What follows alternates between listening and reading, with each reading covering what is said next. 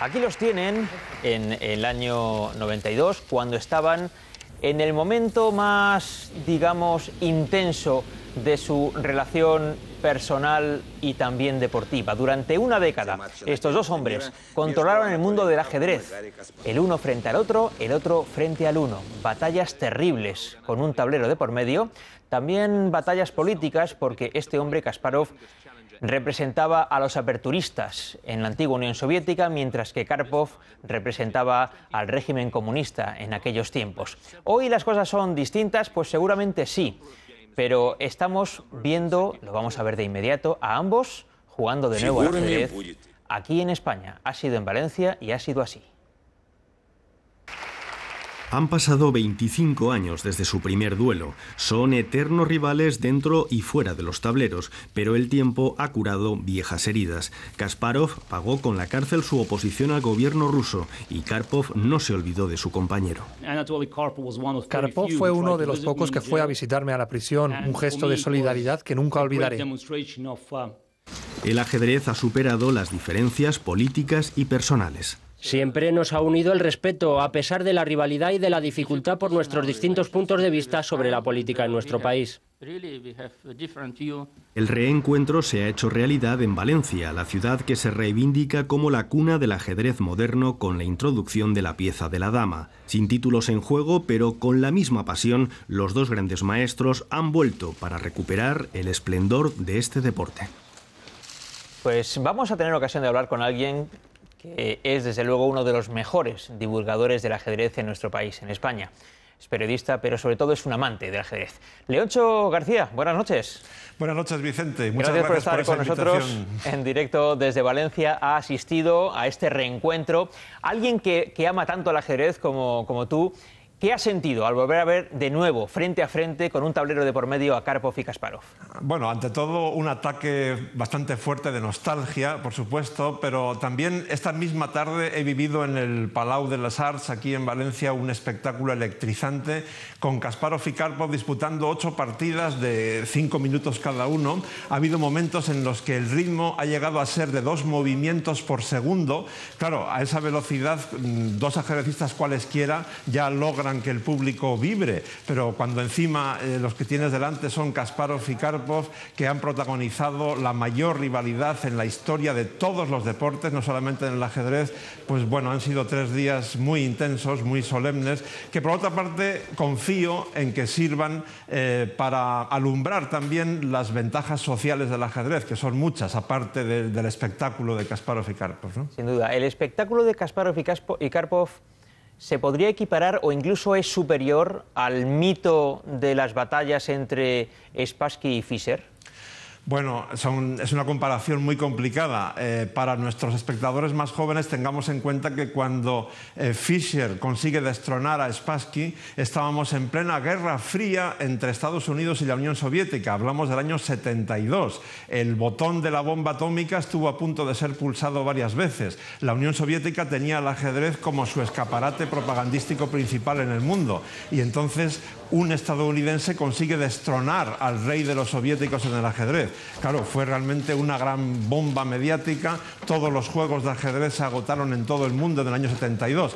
Ahora bien, Kasparov y Karpov simbolizan cosas distintas. Como tú bien decías en la presentación, Karpov representaba a la vieja guardia del Kremlin, Kasparov a la perestroika de Gorbachov, y para situar, sobre todo, ya digo, a los espectadores más jóvenes, unos datos muy significativos. La Unión Soviética era el país más grande del mundo, con 287 millones de habitantes. De ellos había 5 millones de jugadores de ajedrez federados y 50 millones de practicantes en torneos no oficiales. Eso quiere decir que la repercusión social que tenía cualquier cosa que hicieran o dijeran Kasparov o Karpov era mayor que la que puede tener en España lo que diga o haga pues Rafa Nadal o Fernando Alonso o cualquier futbolista, ¿no? Con la perspectiva del tiempo, viendo lo que ocurría en mediados de los años 80, principios de los 90 entre Karpov y Kasparov, y viéndolos ahora, ¿ha cambiado mucho su relación personal? Sí, sí, muchísimo. Antes se odiaban y se necesitaban al mismo tiempo, porque el uno sin el otro no hubieran podido mantener esta rivalidad realmente histórica que les hizo dar a los dos lo mejor de sí. Recordemos que a lo largo de 5 duelos por el Campeonato del Mundo entre el 84 y el 90, si no contamos ninguna partida más que las de esos 5 duelos, son 144 partidas entre sí. Y el balance es favorable a Kasparov por solamente 2 puntos después de 144 partidas.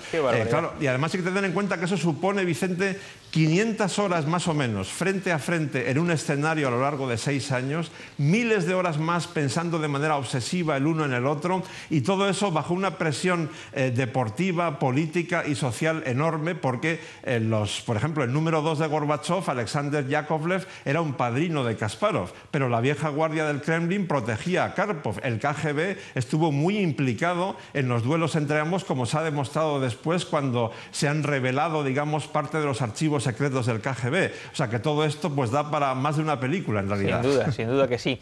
Estamos acostumbrados a que los deportistas, digamos, físicos, conforme pasan los años van perdiendo facultades. ¿Ocurre igual con el ajedrez? ¿Cuando los ajedrecistas se hacen más mayores pierden facultades? Sí, sin duda alguna. Precisamente el resultado de este duelo, que ha sido Kasparov 9, Karpov 3, tiene mucho que ver con las edades de ambos. Karpov tiene 58 años, Kasparov 46. Esa diferencia de 12 años a esa edad se nota muchísimo. Tengamos en cuenta que ahora mismo en el ajedrez mundial, entre los 15 o 20 primeros del mundo, apenas hay uno que tenga más de 40 años. No todos los demás están entre los 25, 35. Es decir, el ajedrez, aunque no sea un deporte eminentemente físico, como tú decías, sí está demostrado que la resistencia física, el equilibrio nervioso, influyen de manera incluso decisiva si hablamos de primera fila mundial. Con lo cual, pues claro, es un factor determinante. De manera que podemos suponer que ninguno de los dos se va a animar a, digamos, volver al más alto nivel de la competición, o quizás sí. No, principalmente porque ambos tienen su tiempo, digamos, muy ocupado con actividades muy distintas. Karpov, por ejemplo, es embajador de UNICEF para el este de Europa, donde dirige campañas sociales muy importantes, por ejemplo, para mejorar la alimentación de los ciudadanos, o ayuda a las víctimas del accidente nuclear de Chernóbil. Kasparov, como ya saben seguramente muchos españoles, es un acérrimo opositor radical del gobierno del Kremlin, lo cual le hace vivir rodeado de guardaespaldas 24 horas al día y desplazarse en un coche blindado.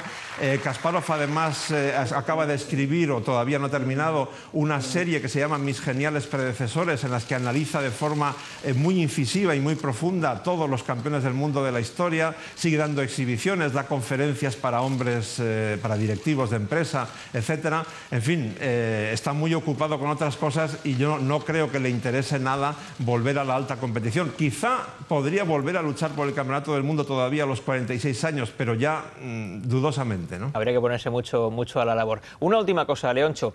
En estas partidas que han disputado Karpov y Kasparov, ¿has encontrado alguna de esas genialidades que distingue a los más grandes?